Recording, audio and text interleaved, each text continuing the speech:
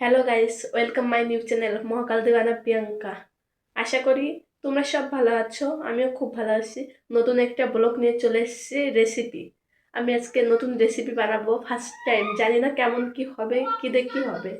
তো চলো এখন যাব আমি দোকানে, দোকান থেকে সব জিনিসপত্র আনবো, তারপরে বানানো হবে। এ টু জেড তোমাদের সব দেখানো হবে। তো দেখতে থাকো, চলো আমি দোকানে যাই। ফাইনালি আমি দোকানে চলে এসেছি, দোকান থেকে সব কিছু নিয়ে নিই, তারপরে কথা হবে। আমাদের এই দোকানে স্কুল মাঠের কাছে, এখানে সব পাওয়া যায়। দোকানটার মুদিখানার দোকানে যাবতীয় যত জিনিস পাওয়া যায় সব। ফাইনালি আমি বাড়িতে চলে এসেছি। মা আগের দিনে গাজর, ক্যাপসিকাম, কড়াইশুঁটি, ঠিক আছে, এসব সব নিয়ে এসেছিলো। সেগুলো ঢালে আমি স্পুনের মধ্যে কেটে নেবো সব একটু একটু করে।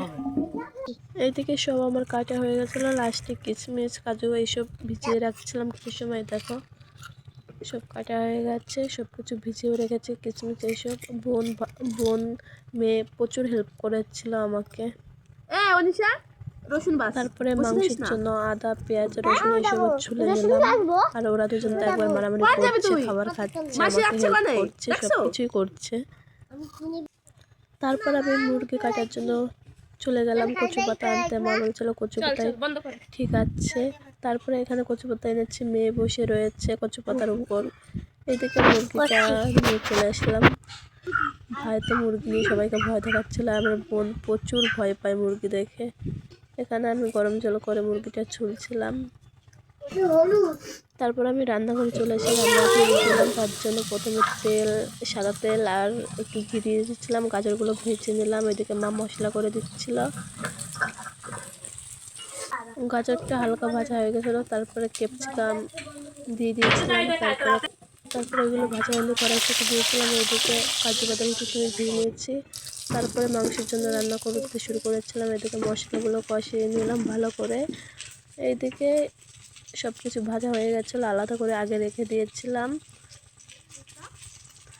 তারপর আলু, মাংস, ঠিক আছে।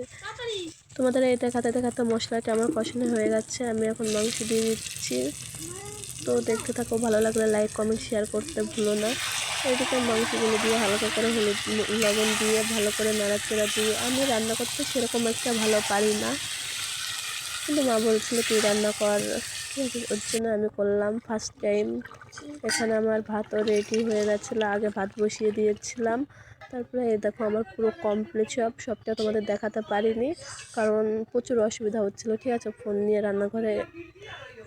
তারপরে এদিকে মাংসটাও হয়ে গেছিলো। ভালো লাগলে লাইক কমেন্ট শেয়ার করতে ভুলো না, আর সাবস্ক্রাইব করে দিও। তোমরা উৎসাহ দিয়ে নতুন ভিডিও নিয়ে আসবো।